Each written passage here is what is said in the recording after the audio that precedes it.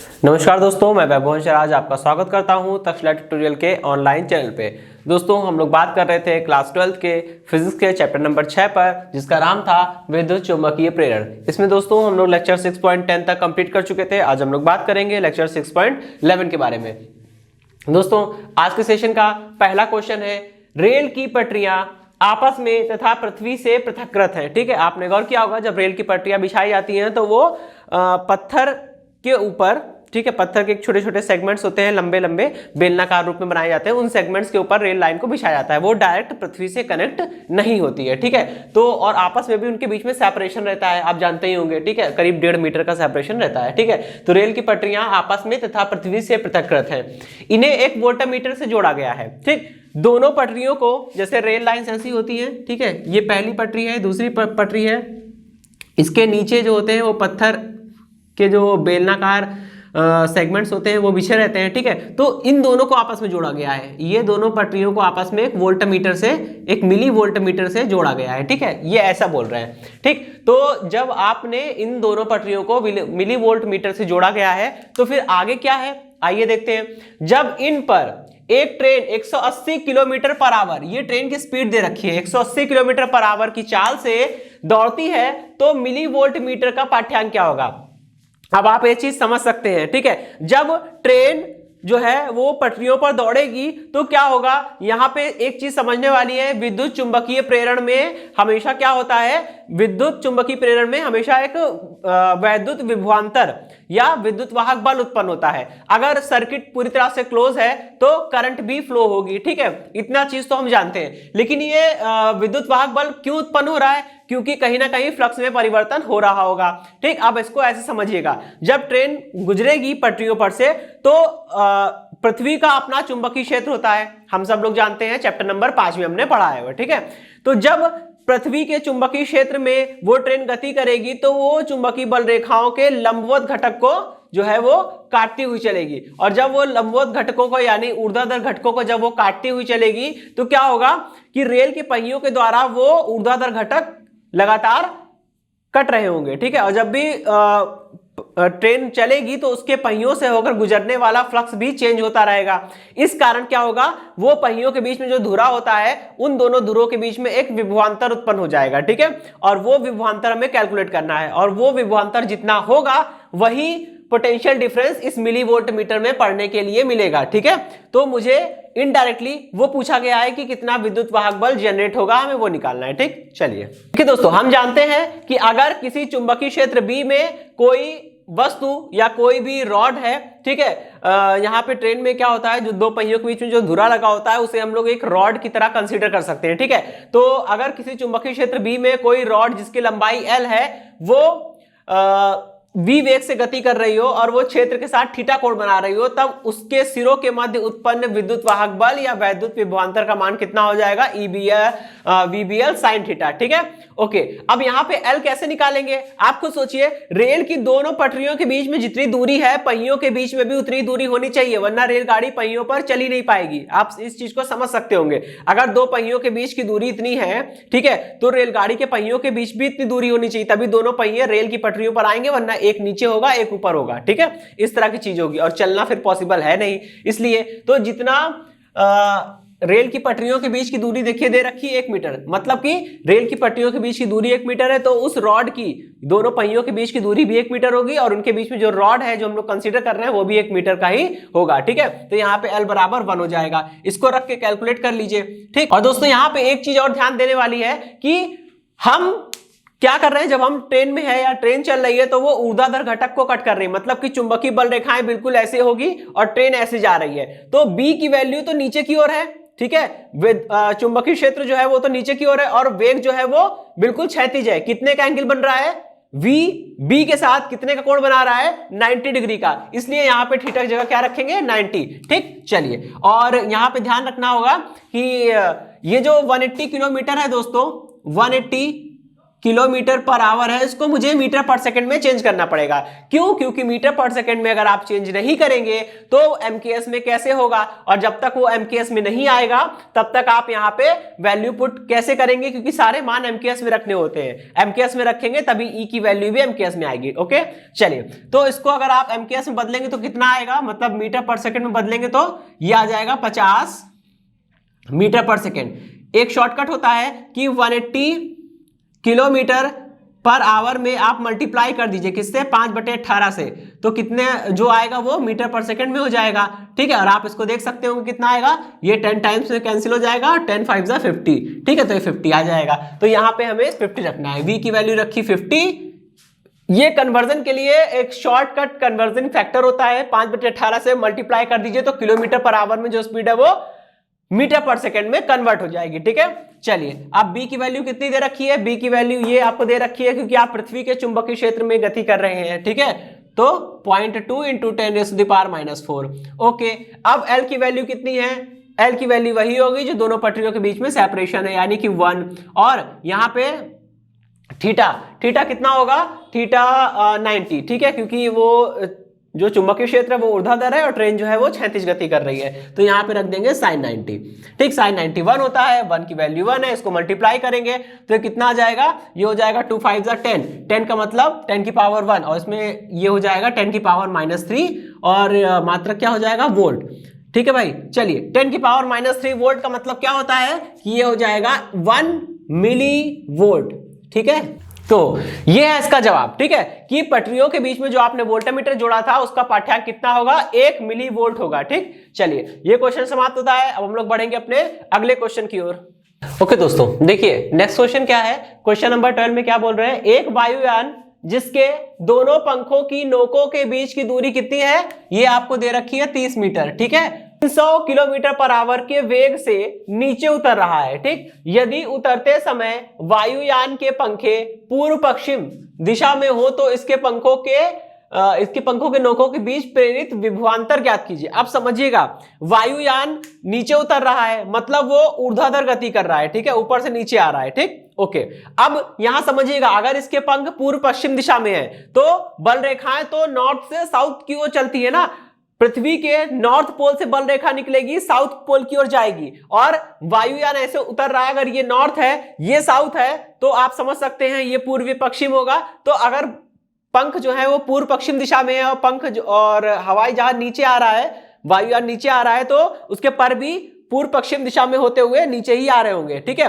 तो इस स्थिति में क्या होगा, यहां पे जो क्षैतिज बल रेखाएं हैं उसको ये काट रहा होगा। आप इतना शॉर्ट में समझ सकते हैं, अगर कोई वस्तु क्षैतिज गति करेगी तो संभवतः वो पृथ्वी के चुंबकीय क्षेत्र की लंबवत बल रेखाओं को काटेगी। इसका उल्टा, अगर कोई भी वस्तु ऊर्ध्वाधर गति कर रही है तो वो संभवतः क्षैतिज घटक को काटेगी। ठीक है, ओके, तो जब ये पूर्व पश्चिम दिशा में पंख होंगे और वायुयान नीचे आ रहा होगा तो वो क्या करेगा, वो जो है वो क्षैतिज बल रेखाओं को काटेगा। तो यहाँ पे इसलिए मुझे देखिए h का मान दे रखा है। ठीक है, इसकी क्वेश्चन में जरूरत पड़ेगी, जहां भी हमें चुंबकीय क्षेत्र B रखना होगा वहां पे हम लोग ये रखेंगे। ठीक है, चलिए, अब यहाँ पे वही बात है कि चुंबकीय क्षेत्र में कोई भी वस्तु v वेग से गति करे तो उसके सिरों के बीच में कितना विभवांतर आएगा, E बराबर VBL sin थीटा। वही फॉर्मूला हमको अप्लाई करना है। ठीक, चलिए, अब यहां देखिएगा भाई, बल रेखाएं क्षैतिज है और वस्तु यानी कि वायुयान जो है वो ऊर्ध्वाधर नीचे आ रहा है, मतलब एंगल कितना बन रहा होगा, 90। ठीक, तो यहाँ पे 90 रख देंगे। L का मान क्या है, L होगा दोनों पंखों के नोकों के बीच की दूरी जो आपको 30 मीटर दे रखी है। ठीक है, L का मान हो गया। V आपको दे रखा है, लेकिन ये किलोमीटर पर आवर में, आपको इसे मीटर पर सेकंड में कन्वर्ट करना होगा। ठीक है, चलिए, यहाँ पे देखिए, ये है 300 किलोमीटर पर आवर। ठीक है, इसको आप कन्वर्ट करेंगे कितना आएगा, 300 को मल्टीप्लाई कर दीजिए 5/18 से। ठीक है, और जो आएगा वो मीटर पर सेकंड में होगा। ठीक है, इसको थोड़ा सॉल्व भी कर सकते हैं हम लोग, इसको 9 से हम डिवाइड कर सकते हैं। ठीक है, तो कितना आ जाएगा, 9 दूनी 18 और 9 त्रिक 27, और यहाँ पे 3 बचेगा और फ्रैक्शन में आएगा वरना। ठीक है, 18 हो गया, इसको आप 3 से काट दीजिए, यहाँ पे 6 आ जाएगा, यहाँ पे 100 आ जाएगा। ठीक है, आप इसको फिर से काट सकते हैं, ये 3 हो जाएगा और ये 50 हो जाएगा। ठीक है, अब कितना बचा, 50 इंटू 5/3। ठीक है, तो v की जगह रखेंगे 50 इंटू 5/3। ठीक, b की जगह पे हम लोग h रख देंगे 0.4। और ये दोस्तों गॉस में दिया है, इसको हमें टेस्ला में बदलना पड़ेगा भाई। 0.4 गॉस इज इक्वल टू कितना हो जाएगा, 0.4 इंटू 10⁻⁻⁴ टेस्ला।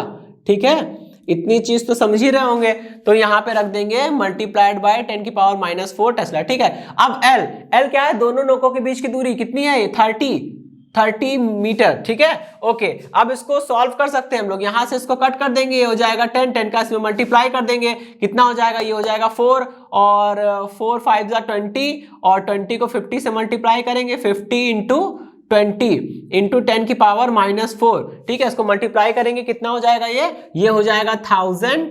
ठीक है, और मल्टीप्लाइड बाय 10⁻⁻⁴, ये हो गई ई की वैल्यू। और यहां से कितना निकलेगा, ये निकलेगा 0.1 वोल्ट। तो हो गया आपका आंसर। ओके, चलिए अब ये क्वेश्चन समाप्त हुआ। अब हम लोग बढ़ेंगे अपने अगले क्वेश्चन की ओर।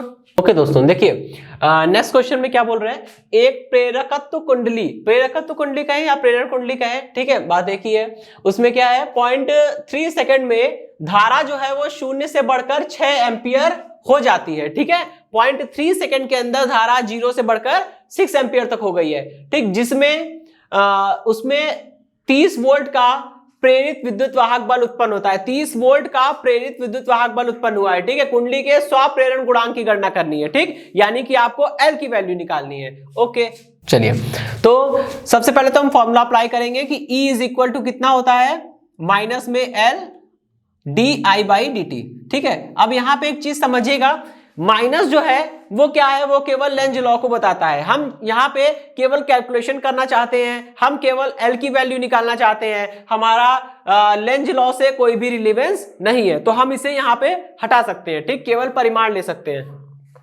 यहाँ पे लिख देंगे केवल परिमाण लेने पर। ठीक है, अब यहां से L की वैल्यू निकालिए, L कितना आ जाएगा, E अपॉन में di/dt। तो L इज इक्वल टू कितना हो गया, E की वैल्यू कितनी है, 30 वोल्ट। ठीक है, तो ये हो गया 30। अब देखिए धारा जो है वो 0 से बढ़कर 6 एम्पियर हुई है। पहले कितनी थी, 0, बाद में कितनी हो गई, 6। कितने का डिफरेंस आया, डिफरेंस कैसे निकालेंगे भाई, फाइनल माइनस इनिशियल। ठीक है, अंतिम माइनस प्रारंभिक, अंतिम धारा 6 है, प्रारंभिक 0 है, 6 माइनस 0 करेंगे कितना आ जाएगा, यहाँ पे 6 आ जाएगा। तो di की वैल्यू कितनी हो गई, 6 हो गई। ठीक है, ये निकल के आ गई di की वैल्यू। ठीक, मतलब धारा में परिवर्तन। और dt क्या है, वो समय अंतराल है, वो टाइम इंटरवल है जिसके दौरान ये चेंज हो रहा है, और ये चेंज होने में मात्र 0.3 सेकंड लग रहे हैं। इसलिए dt की वैल्यू कितनी हो जाएगी दोस्तों, 0.3 सेकंड।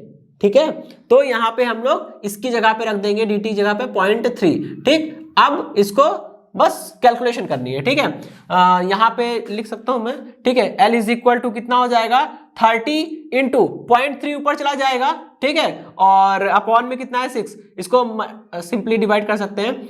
ठीक है, कितना हो जाएगा, 5 टाइम्स आ जाएगा, और L इज इक्वल टू 1.5 आ जाएगा। ठीक है, ठीक, और L की यूनिट क्या होती है, L की यूनिट होगी हेनरी। सब कुछ एमकेएस में आपने रखा है तो आपको एमकेएस में ही आंसर मिलेगा।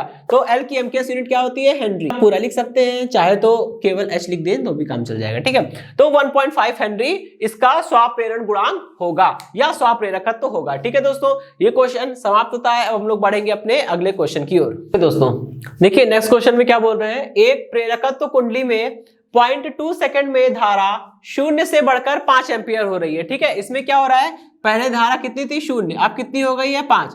तो हम लोग करंट का डिफरेंस या चेंज इन करंट निकालेंगे तो कितना आ जाएगा, यह आ जाएगा di is equal to 5 - 0 that is 5 ampere. ठीक है, चलिए अभी और dt भी एक टर्म है, वो हमको चाहिए होगा इसमें। ठीक है, dt का मतलब होता है समय अंतराल, कितने समय अंतराल में ये करंट चेंज हो रहा है। ठीक है, तो ये 0.2 सेकंड में हो रहा है, तो मतलब यहाँ पे ये इसकी वैल्यू हो गई 0.2 सेकंड। ठीक, अब देखिए इसमें आपको दिया है 20 वोल्ट का प्रेरित विद्युत वाहक बल उत्पन्न हो रहा है। ठीक है, 20 वोल्ट का प्रेरित विद्युत वाहक बल उत्पन्न हो रहा है। इसका मतलब आपको E की वैल्यू दे रखी है कितनी, 20 वोल्ट्स।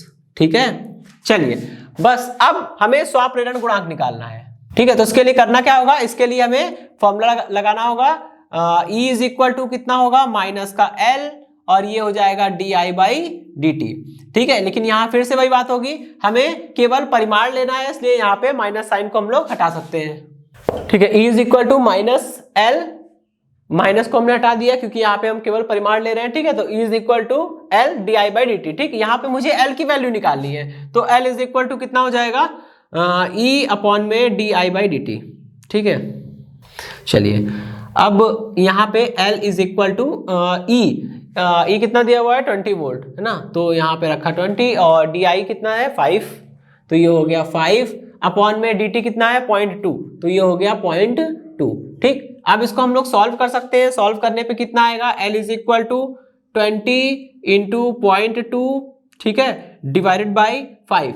इसको डिवाइड करेंगे 4 टाइम आएगा और इसको मल्टीप्लाई कर देंगे तो L इज इक्वल टू कितना हो जाएगा 0.8। ठीक है, और ये हेनरी। ठीक, चलिए 0.8 हेनरी। तो दोस्तों ये क्वेश्चन यहाँ पे समाप्त होता है। इसी के साथ दोस्तों ये सेशन खत्म होता है। इस सेशन से जुड़े नोट्स प्राप्त करने के लिए डिस्क्रिप्शन में दिए गए लिंक पर क्लिक कीजिए। ओके दोस्तों, आज के सेशन में इतना ही, मिलता हूँ नेक्स्ट सेशन में। धन्यवाद।